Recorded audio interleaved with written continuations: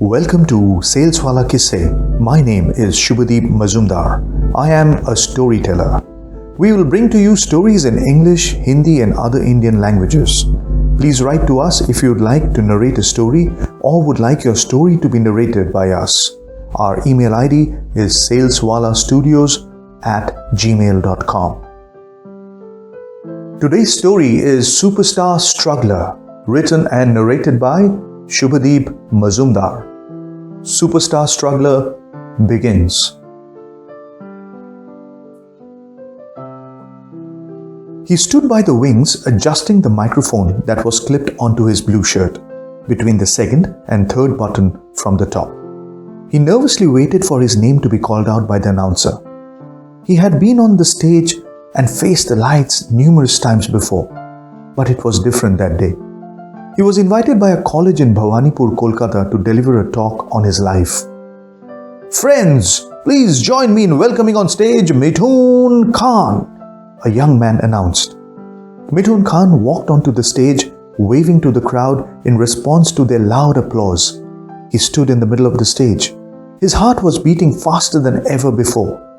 He was also feeling good and pinched his left wrist mildly to ensure it was not a dream. He had dreamt of that very moment many times over since his adolescence.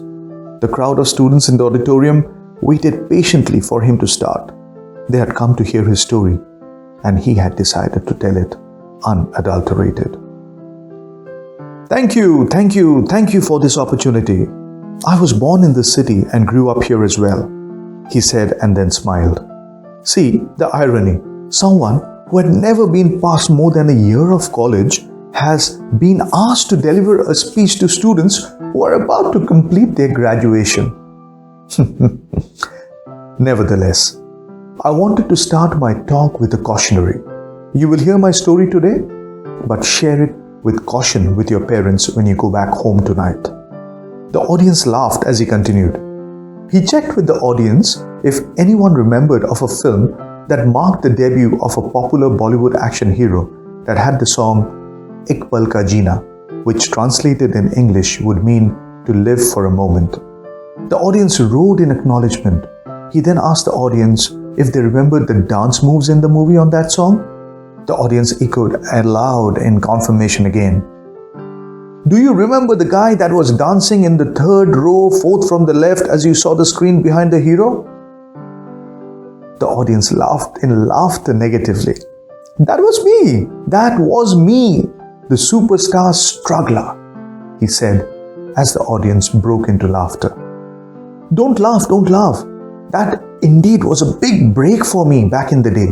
I had reached Mumbai from Khidirpur 2 years before that day.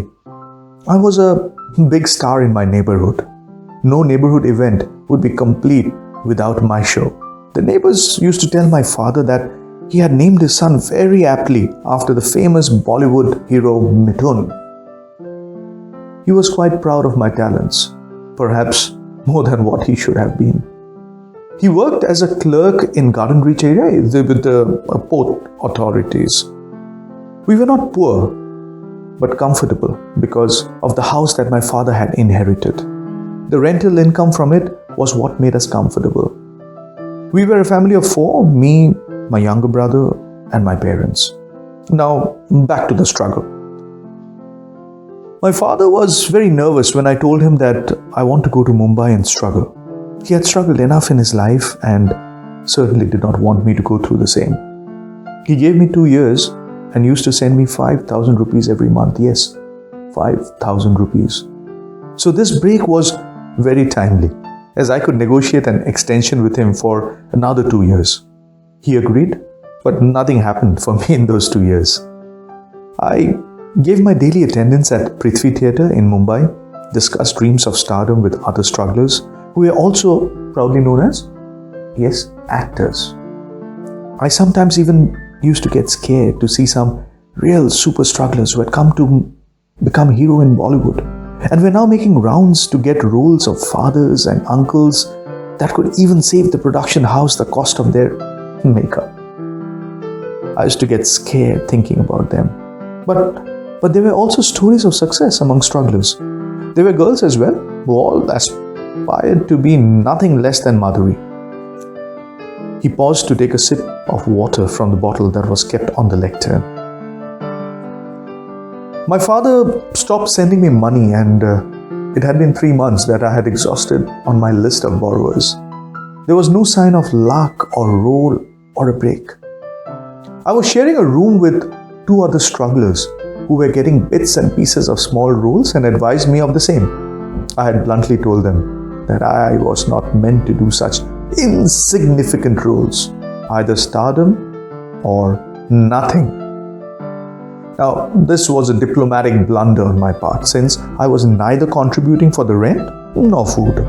They just could not take it on their ego, and I was thrown out.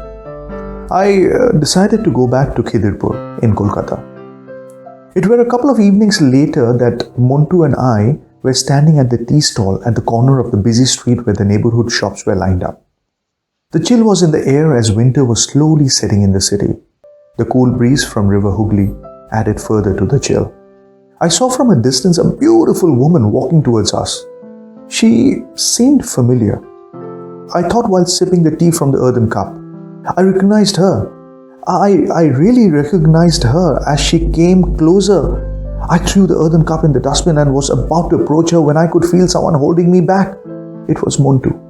I told him it's Mumtaz. He replied, "She's not alone." I looked at her again, this time more carefully. How could I have missed observing the child in her arms? I could not resist and went ahead and greeted her. The child in her arms started crying just as I greeted her. She attempted to console the child, and in an attempt to introduce the child to me, asked the child to say hello to Mama.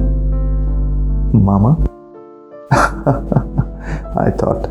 Mama in Bengali meant maternal uncle. I was speechless. I could have been something else. If I had kept my promise to her and returned back to Kolkata much earlier.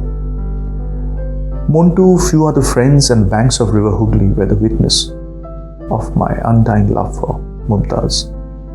I did not realize when I saw her after such a long time that Montu did tell me in an earlier phone conversation that Mumtaz was getting married. Montu looked at me with pity. Now guess what he asked me?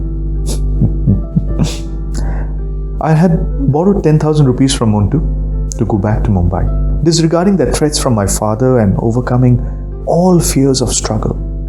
I could not be anyone but an entertainer. I will be one, I had told myself, sitting by the window of the 3-tier compartment of the Mumbai-bound train as the cool night breeze hit my face.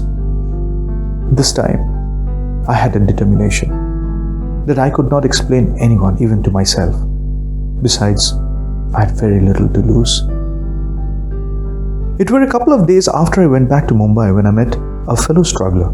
He advised me over a cutting chai that with my tall frame, I should consider giving auditions for mythological daily soaps. He further mentioned that if I get the role, I'd be wearing a costume and makeup, and I will have like long beards, and nobody would be able to recognize me with my costume. I could then continue my struggle for the movies in parallel. I liked the idea, and for the next 2 weeks, gave auditions for every mythological soap that was being aired or to be aired on television. So this was how I looked. He pressed the marker in his hand, and that got his photo in mythological attire up on the screen behind him. It was the mythological soap called Goddess Manasa, he continued, walking across the stage, where I got my break. I played the character of Manasa's father, Sage Kashyapa. It was a break synonymous to winning a jackpot in the world of strugglers. The end of that month, I received a check of 150,000 rupees.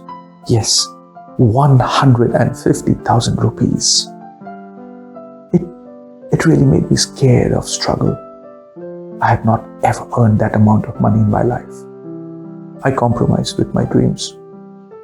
Mithoon Khan ensured that there would not be any other Mithoon in the industry who would need to become a disco dancer. The paycheck kept increasing every month, and I began doing more daily soaps. I became a successful mythological father, yet Nobody recognized me when I was on the street. I enjoyed the stability. There was no pleading to borrow money, no requesting the tea stall owner to have cutting chai on credit. I had by then moved to a 2-bedroom apartment in Gurgaon. My parents were finally happy. My brother, who had moved to USA as a software engineer, continued to laugh at me.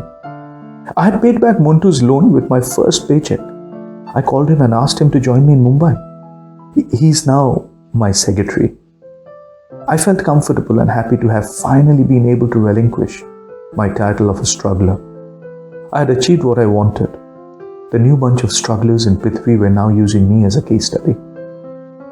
One day, the wife of the producer of one of my mythological soap was having a conversation with me over lunch. She complained that the popular television channels were looking for social drama. The era of mythological soap would soon be over. I felt the butterflies in my stomach. No way I could go back to the days of my struggle from here on. She continued that she was looking for a story that had elements of struggle, romance, and finally personified success. I told her spontaneously, without thinking much, that I had a story that had all those elements that she was looking for. It was my story. The story of superstar struggler. That was how I became a writer. Superstar Struggler ran for 4 years and won me a lot of accolades. Mythological soaps slowly disappeared, but that didn't bother me. I had by now become a successful writer. I have 4 dictaphones and 4 assistants. Life sometimes is strange, as this moment could borrow its reality from you. Serendipity is often ignored. The things that I said many years back on the streets of Khidirpur were often dismissed and laughed at. But when I say those same things now, keeping my feet on the boulders of Worli sea face, they are considered as motivation. The world needs to recognize the superstar in every struggler, in every struggler. Thank you, thank you, thank you. He bowed, finishing his speech as the audience broke into a loud applause for the struggler who had now truly become a superstar. Thank you for listening to Superstar Struggler. We would like to thank our listener Anirban Banerjee for composing the background score. Anirban is Australian Songwriter of the Year. Do not forget to subscribe to our channel Saleswala Studios as well as clicking on the bell icon. We'll be back soon with another story.